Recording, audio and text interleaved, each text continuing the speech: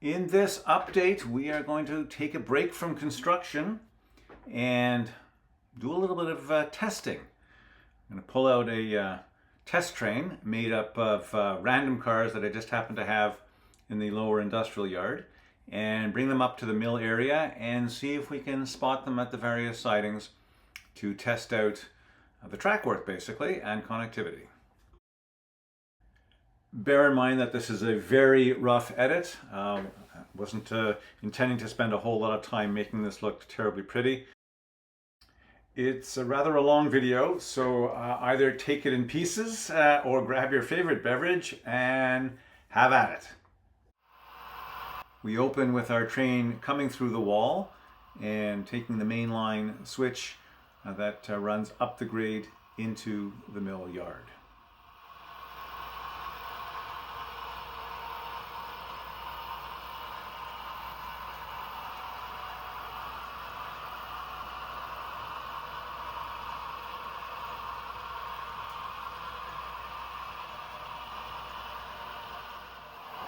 We've got 16 cars in tow, which is probably too much, but it's a good stress test for the yard to see if it gets overly plugged.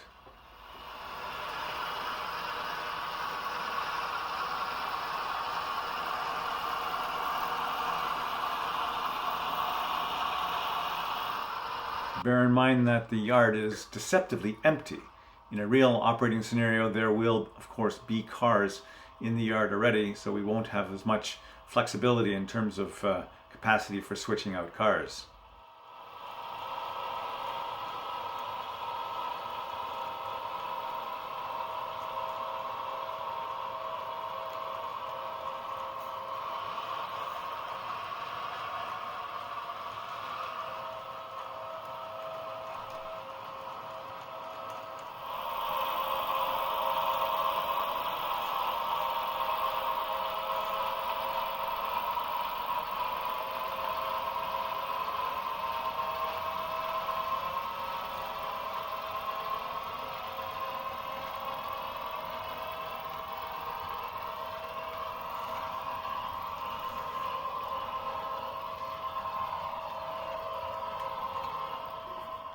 The yard lead extension through the wall is proving its value already, as the longest track in the 4-track yard is only has 10 car capacity.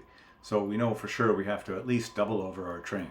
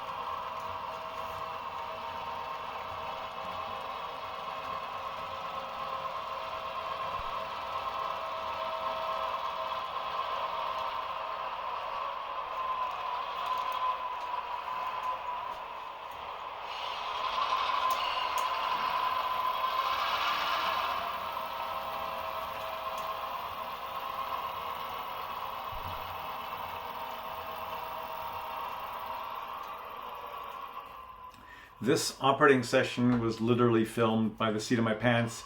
I had no switch list in advance. I just looked at the cars and figured, okay, this one belongs here, this one belongs there, and started making cuts in the train to try and place cars where I think they're most likely to be spotted.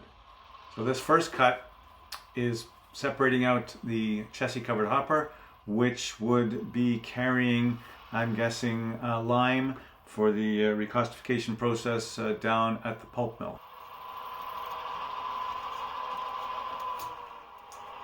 We're just going to set it over on an adjacent track for now, as it's a trailing point move that needs to happen with another tank car that I noticed in the consist. We'll come back to that later. for now, this move has freed up the southern boxcar and the Canada Starch covered hopper that you see on the left of the screen. Both those cars are first and second up in the backtrack for mill building number 1. That's tucked away, in theory, behind the building and through the wall.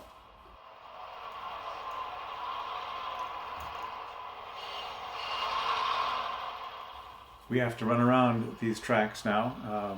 We still have one free, clear track, thankfully, to the other end of the yard where we can make all these facing point moves.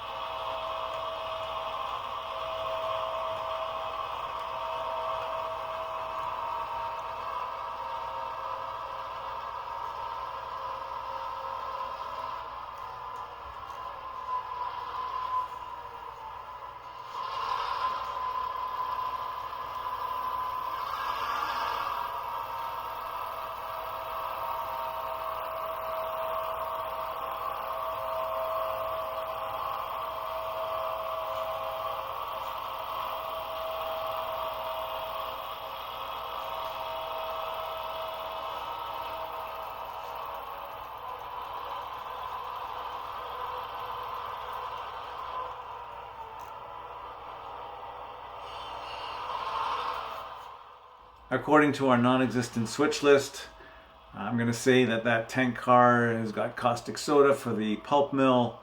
The 2 double-door box cars will say are loads of recycled paper inbound to mill building number 1. The rail box car we're going to have to set aside for later. That's an empty for loading at mill building number 2. The tank car is a load of chlorine inbound, and there's the Canada Starch covered hopper that we talked about just a moment ago.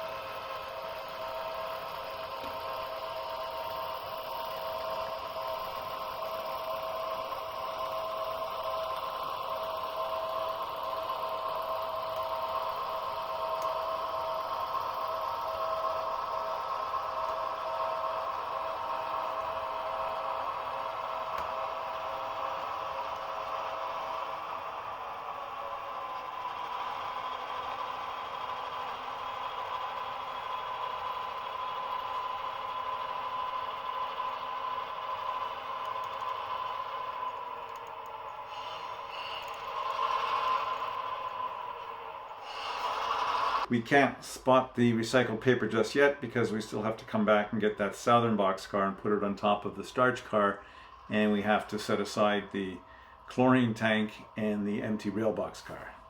So a few moves to set that track up.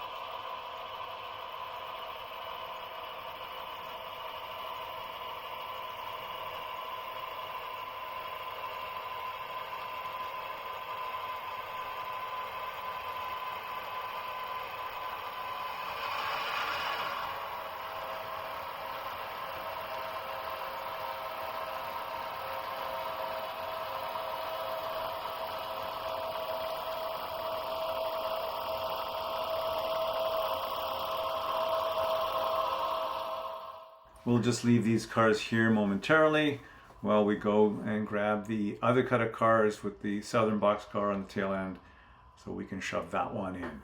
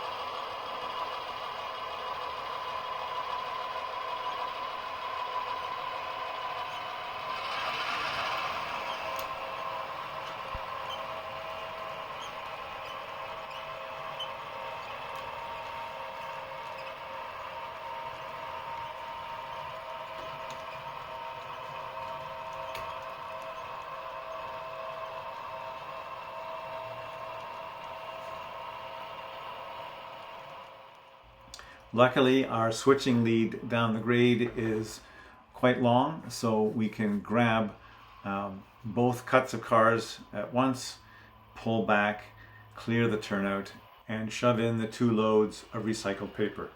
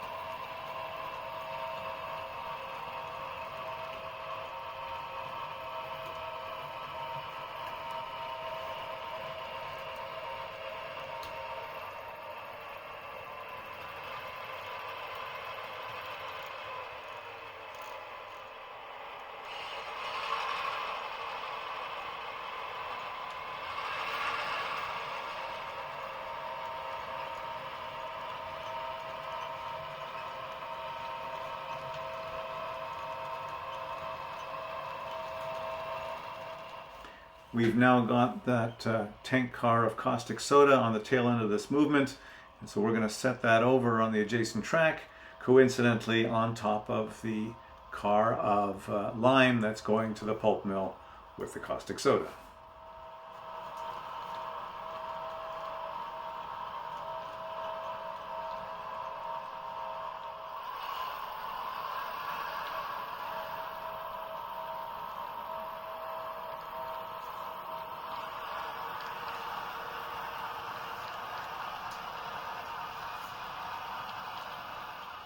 But first, we're going to take those 3 empty plug door boxcars and spot them inside mill building number 1 for loading of finished paper rolls.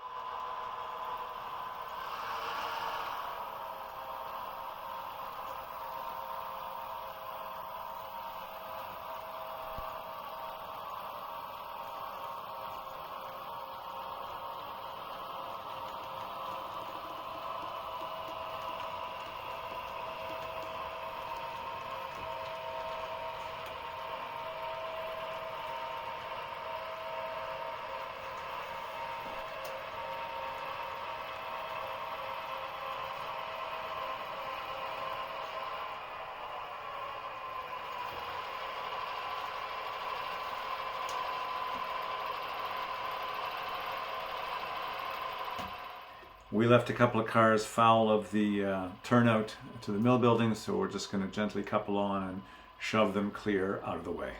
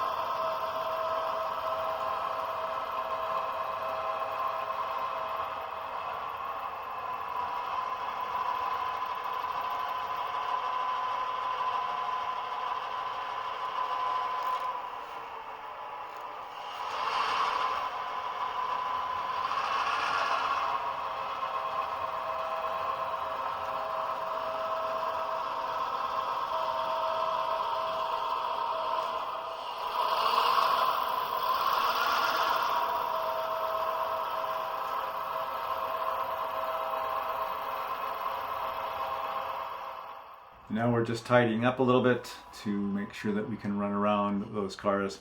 We'll pull them all clear of the fouling point of the yard ladder.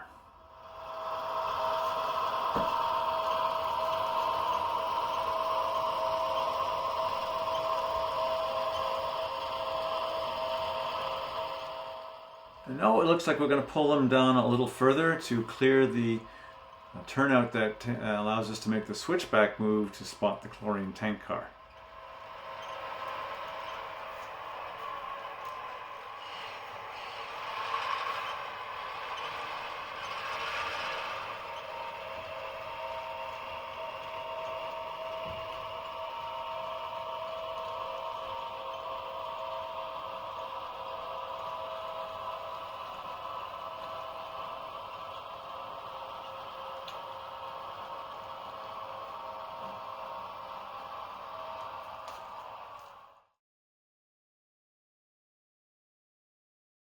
Before we get to spotting the cars at the pulp mill, we're going to take a stab at sorting the remaining cars here for mill building number 2.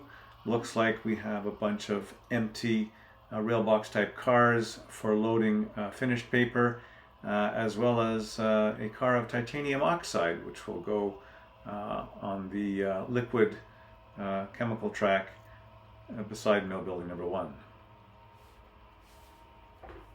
At the same time, we've now put the car of caustic soda on top of the car of lime, so those can go in together to the pulp mill when we're done sorting these cars out.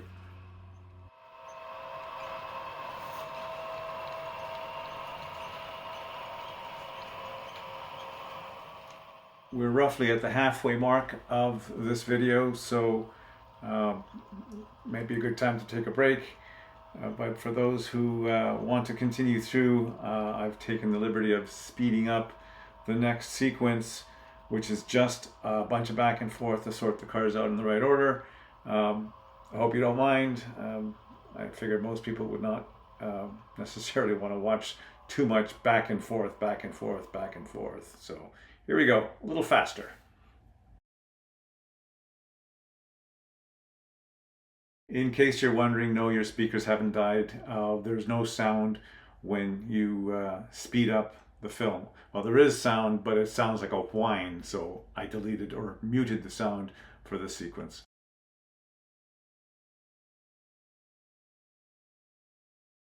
In case you're wondering, this is 8 times normal speed. Speeding things up like this seems to do a number on my editing, so you see shadows of me in between the cuts, coupling and uncoupling the cars.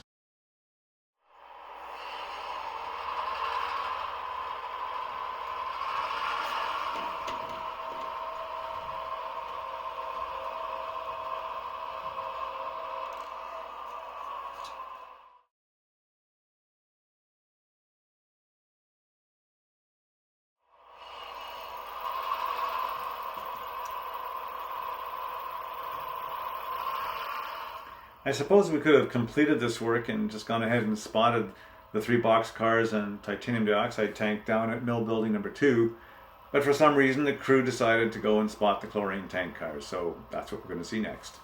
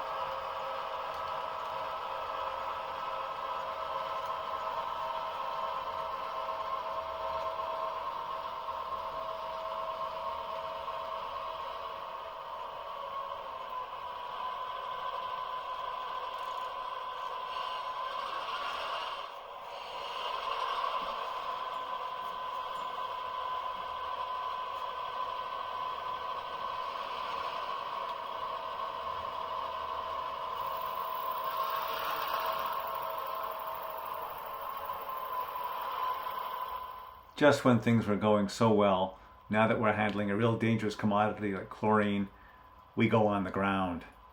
Yeah, we found our first spot where there's a finicky turnout that is probably out of gauge or just needs a bit of filing.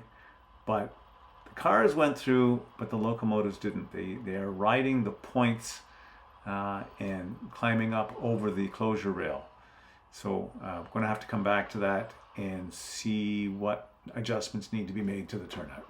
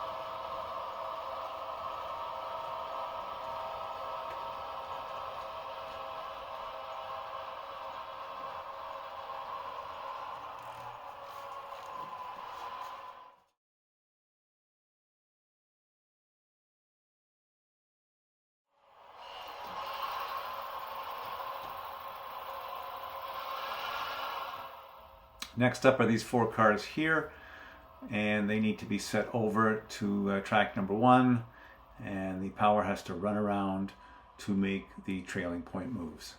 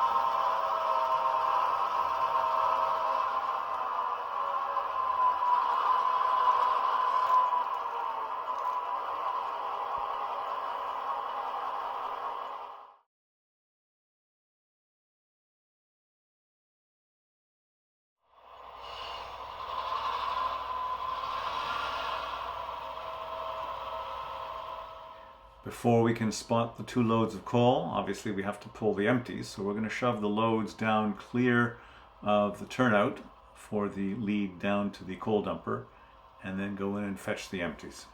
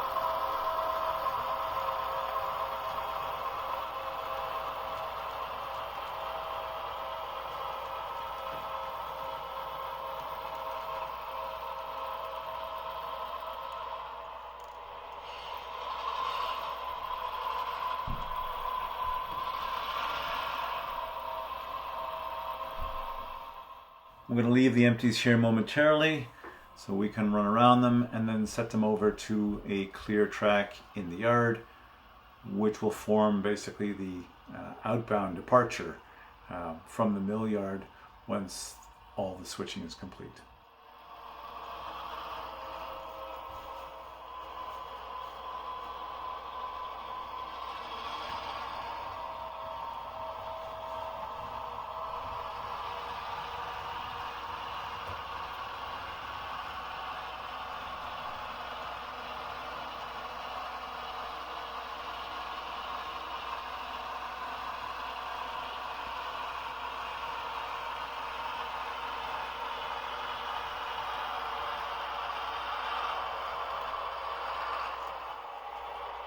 This first stop was intended to set the caboose off so we could run and double over the coal hoppers onto it, but the coupler decided otherwise, so we had to make a second stop and make sure the caboose uncoupled.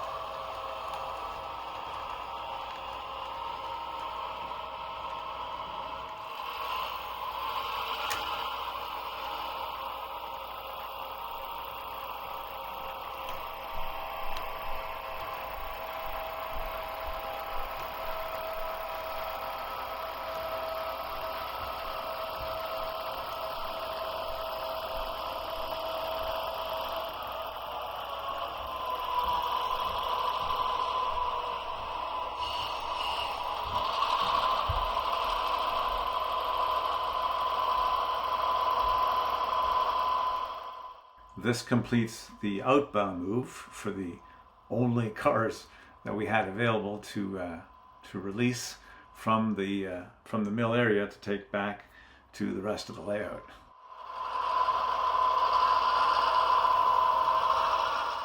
Finally, we are left with making our moves at mill building number 2. I'm not sure if this would be the normal sequence of operations when we have an actual operating session. Of course, that would be up to the local yardmaster to figure out these moves.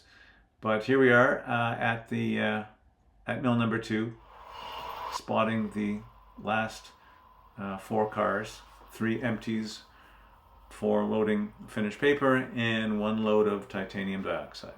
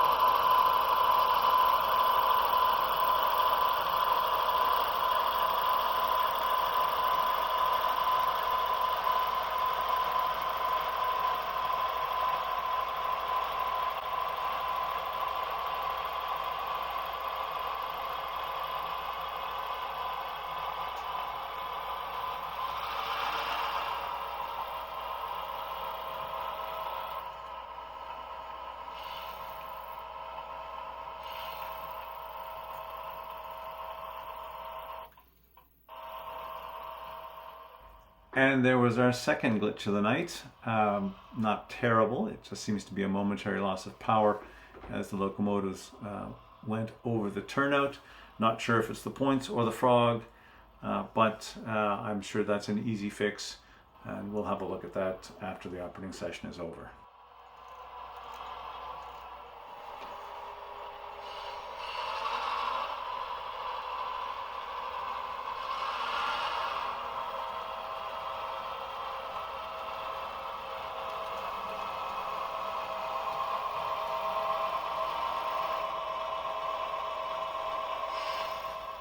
And there it is again.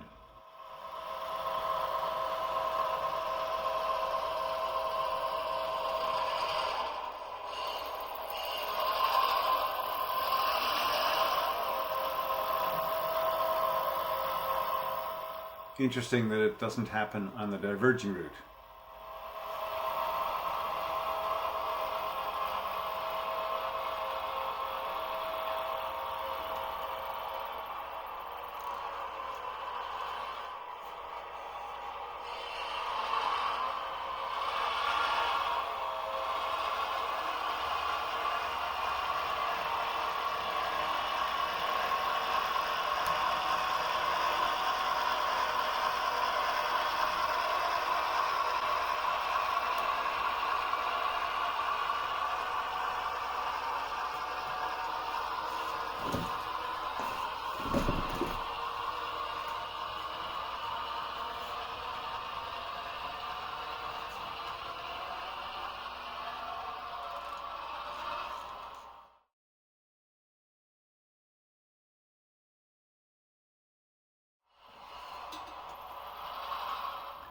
Well, there you have it. Interestingly enough, there's only one track that we didn't get to switch, and that's the outbound chemicals. But that's all right. We'll get that next time. Hope you enjoyed this. Keep in mind that there's only 2 wires powering this entire section of the layout, and that's the wires connecting the tracks through the hole in the wall. So overall, I'm very pleased.